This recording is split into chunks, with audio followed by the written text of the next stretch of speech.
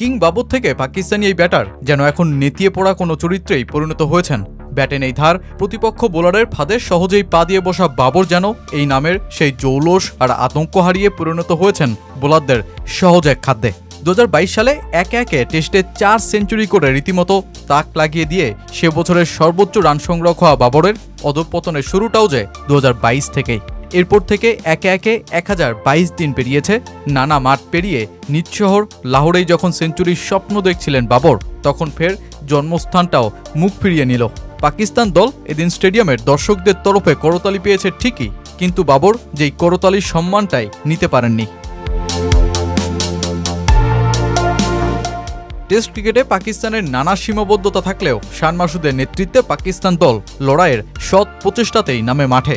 এদিনও প্রিয় দলের খেলা দেখতে লাহোরের গাদ্দাফি স্টেডিয়ামে লম্বা লাইন দিয়ে উপস্থিত হতে থাকেন দর্শকরা। প্রবেশ পথ যখন ফ্রি করে দেয়া হয়, তখন এর পুরো ফায়দা লুটতে এবং নিজ শহরের বিশ্বখ্যাত তারকা ব্যাটার বাবর আজমকে দেখতে লাহোরের মানুষদের ছিল বাড়তি আকর্ষণ। তাই তো কেউ কিং বাবর প্ল্যাকার্ড নিয়েই হাজির হয়ে যান স্টেডিয়ামে, আর সাথে এই ব্যাটারের উদ্দেশ্যে চলে গলার আওয়াজ। কিন্তু এত সব থমকে যায় নিমিষেই। বাবর ব্যাট হাতে নামলেন, এক রানেই এলবিডব্লিউতে আম্পায়ারের আউটের সিদ্ধান্ত পেয়েও রিভিউ নিয়ে বেঁচে যান। কিন্তু যে সুযোগকে ইতিহাসে রূপ দিতে পারেননি এই ব্যাটার, নিজ শহরের মাঠে প্রথম টেস্ট সেঞ্চুরি এদিনও আসলো না। 48 বল টিকে 23 রান নিয়ে আরও একটা হতাশা নিয়েই ফিরতে হয় এই ব্যাটারকে। সবশেষ 5 ইনিংসে মোটে 68 রানই করতে পারা এই ব্যাটারের আরও একবার সেঞ্চুরির স্বপ্ন দুঃস্বপ্নই হয়ে রয়ে গেল। তাই তো গ্যালারির সমর্থকদের করতালির শব্দটাও মোড় ঘুরে ইমামুল হক, শান মাসুদ, রিজওয়ান ও সালমান আগাদের তরফে বইতে শুরু করে। আর টানা 34 মাস ধরে ঘরের মাঠে টেস্টে কোনো অর্ধশতক না পাওয়া বাবরের, যেখানে এই সময়ে টেস্ট গড়টাই নেমেছে 16তে, তখন পাকিস্তানের সাবেক অধিনায়ক সালমান বাট নিজের ইউটিউব চ্যানেলে তুললেন প্রশ্ন। বাবর তো প্রথম শ্রেণীর ম্যাচ খেলতেই চান না, তার মধ্যে সেই জং ধরা ভাবটা স্পষ্ট ছিল। যারা ফার্স্ট ক্লাস ক্রিকেট খেলেছে তারা এসে রান করছে, বাবর তাহলে কেন খেললেন না? আজ প্রথম ওভার থেকেই দেখাচ্ছিল তিনি যে কোনো সময় আউট হয়ে যেতে পারেন। ঠিক আছে, তিনি বড় খেলোয়াড়, মানুষ তাকে ভালোবাসে, কিন্তু তাকে ঘরোয়া ক্রিকেট খেলতেই হবে, এটা এড়িয়ে যাওয়া যায় না। তুমি এর ঊর্ধ্বে নাও।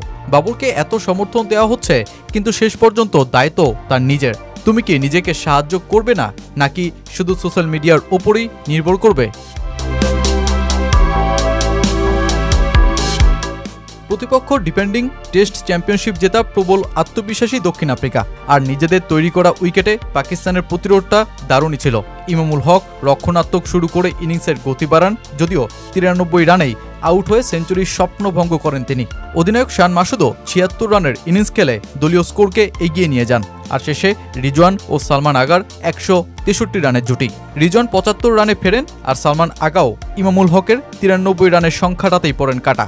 পাকিস্তান 378 রানের সংগ্রহ দাঁড় করিয়ে এখন ম্যাচে টিকে থাকার স্বপ্নটা দেখছে, যদিও বাবর আজমকে সেই সাফল্যের পথে এভাবেই কালো চশমা পরে থাকতে হয়েছে নিছকই এক দর্শক রূপে।